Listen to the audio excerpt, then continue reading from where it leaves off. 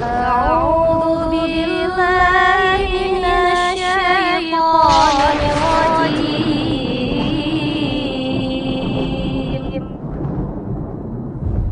بسم الله الرحمن الرحيم.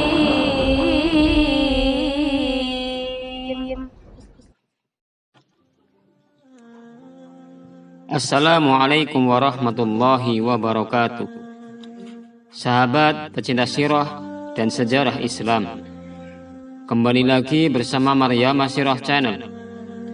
Semoga kita senantiasa diberikan petunjuk dan mengambil hikmah dari setiap peristiwa.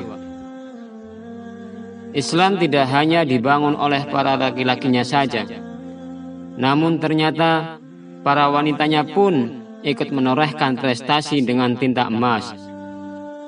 Di antara sekian banyak wanita Islam yang mencatatkan namanya di panggung sejarah Islam adalah Ummu Imarah Nusaybah binti Ka'ab An-Najari radhiyallahu anha.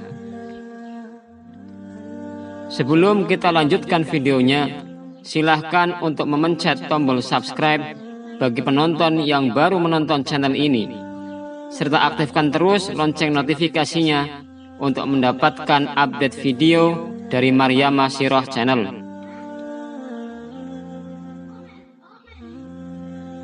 Sahabat pecinta sirah dan sejarah Islam, nama dan nasab Ummu Imarah adalah Nusaybah binti Ka'ab bin Amr bin An-Najjar. Beliau adalah sahabiah dari kalangan Ansar dan ibu dari sahabat Khubayb dan Abdullah bin Zaid bin Asim.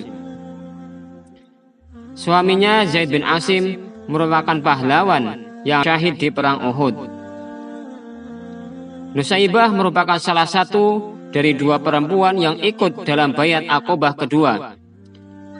Beliau menerima Islam melalui dakwah Mus'ab bin Umair. Nusaybah adalah seorang sahabiah yang tangguh dan berani. Beliau turut serta di beberapa peperangan besar di dalam Islam. Kiprahnya diawali saat genderang perang Uhud sudah ditabuh oleh orang-orang Quraisy yang dendam karena kekalahan di Badar.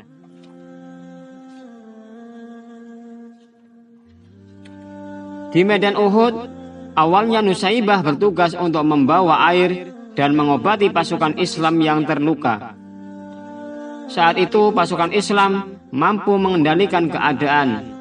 Bahkan tanda-tanda kemenangan pun mulai nampak ketika pasukan musuh mulai terdesak dan mundur.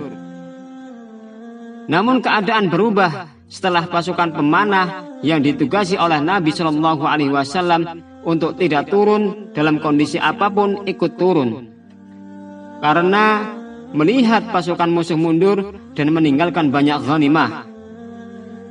Hal ini dibaca oleh Panglima Quraisy Khalid bin Walid yang saat itu belum masuk Islam sebagai celah untuk memukul balik pasukan Islam. Pasukan Islam pun mulai terdesak, korban berjatuhan. Bahkan Nabi pun terluka pada perang Uhud. Melihat hal tersebut, Nusaybah tidak tinggal diam. Nusaybah mengambil pedang untuk ikut berperang dan melindungi sang Nabi bagaikan singa yang sedang kelaparan.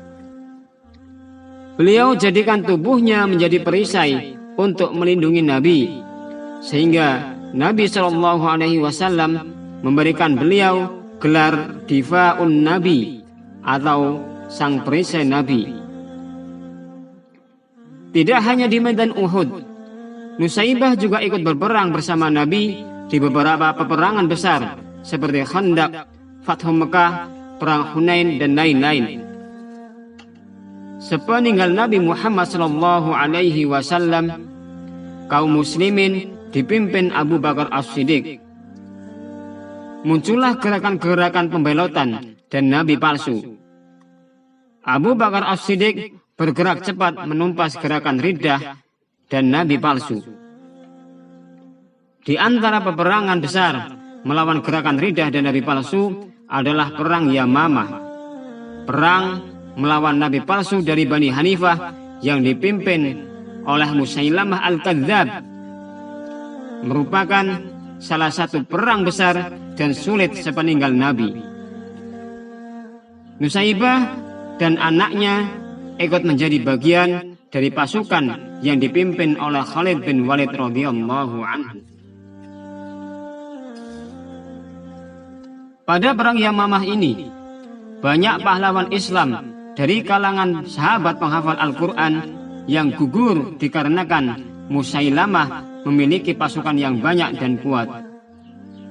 Kaum muslimin kemudian berhasil mendesak pasukan Musailamah hingga mundur ke benteng dan bersembunyi di dalam benteng tersebut.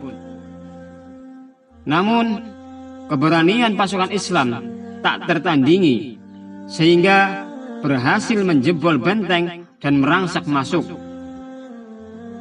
Nusaibah tak ketinggalan untuk ikut merangsek masuk, mengobrak-abrik musuh. Kaum muslimin menguasai keadaan hingga mampu membunuh Musailamah melalui tangan Wahsy. Di riwayat lain, yang membunuh adalah anak dari Nusaibah itu sendiri.